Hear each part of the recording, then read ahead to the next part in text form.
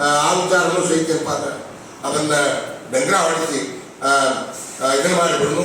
ಅದಕ್ಕೆಲ್ಲ ಪ್ರತಿಯೊಬ್ಬರು ಕೈ ಜೋಡಿಸಿದ್ರೆ ಅದಕ್ಕೆ ಮಾಡ್ತಕ್ಕಂಥ ವಿಚಾರ ನನಗೂ ಏನಪ್ಪ ಅಂದ್ರೆ ಆನಂದ ಆಯ್ತು. ಯಾಕಂತ ತಿಳ್ಕೊಂಡಿದ್ರೆ ಏನು ನಾನು ಅಪಾರ್ಥ ತಂಗಿ ನೀವೆಲ್ಲ ಇದ್ದೀರಿ, ಇಷ್ಟ ಜನ ಸಾಕಂತಲ್ಲ, ನೀವೊಬ್ಬೊಬ್ರು ಸಾವಿರ ಜನ ಇರ್ತಕ್ಕಂಥ ಶಕ್ತಿವಂತ ಭಕ್ತರಿದ್ದೀರಿ.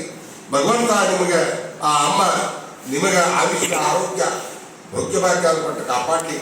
ಆ ದಿವ್ಯ ಚೈತನ್ಯ ಮೂರ್ತಿ ಬಗಳಾಂಬ ಇನ್ನೂ ನೀವೆಲ್ಲ ಅನ್ಕೊಂಡಂತೆ ಇನ್ನೂ ಉತ್ತರ ಅಭಿವೃದ್ಧಿ ಆಗ್ತದೆ.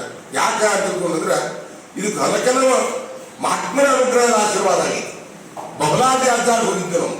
ಬಬಲಾದಿ ಆಚಾರ ಇನ್ನು ನಿನ್ನ ಮಠಕ್ಕೆ 1 ಲಕ್ಷ ಮಂದಿ ಕೊಡ್ತೈತಿ ಮುಂದೆ ಗೊತ್ತೇ ಇಲ್ಲ ಅವ್ರಿಗೆ ಹೇಳಿ ಆಚಾರ ಹೆಂಗೆ ಕೊಡ್ತೈತೆ ತನಗೆ ಹೆಸರಾಗಿರ್ತಕ್ಕಂಥ 213 ರೂಪಾಯಿ ಕೊಟ್ಟರು.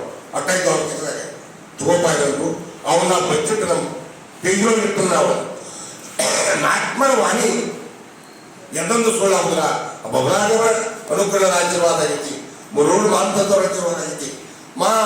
ಮರಳಿ ಮಠದ ಕಾಳಿಸಿದ್ದೇಶ್ವರ ಅನುಗ್ರಹದ ಆಶೀರ್ವಾದ ಆಗೈತಿ.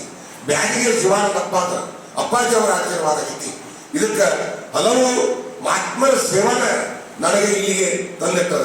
ನಾನು 1971ರಿಂದ 82ರವರೆಗೂ ಏನಪ್ಪ ಅಂದ್ರೆ 1 ಪೈಸೆ ತೆಗೆದುಕೊಳ್ಳೋದ್ರೆ ಸೇವಾ ಮಾಡಿರ್ತಕ್ಕಂಥ ಪ್ರತಿಫಲನ ನಾವು ಇಷ್ಟ ಆ ಅಮ್ಮನ ಬೆಳಿಲಿಕ್ಕೆ ಮೂರ್ಖ.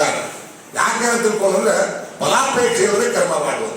ಫಲದ ಅಪೇಕ್ಷೆ ಇಟ್ಕೋಬೇಡ, ಫಲ ಕೊಡೋದು ಬಿಡುದು ಭಗವಂತಂದು. ಹಂಗೇನಪ್ಪ ಅಂದ್ರೆ ಆ ನಿಸ್ವಾರ್ಥ ಸೇವೆಯನ್ನ ಮಾಡಿ ಇದನ್ನು ಮಾಡಿದ್ರು.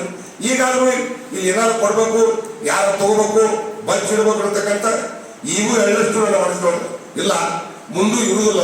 ಅದು ನನಗೆ ಇರಬಾರ್ದು.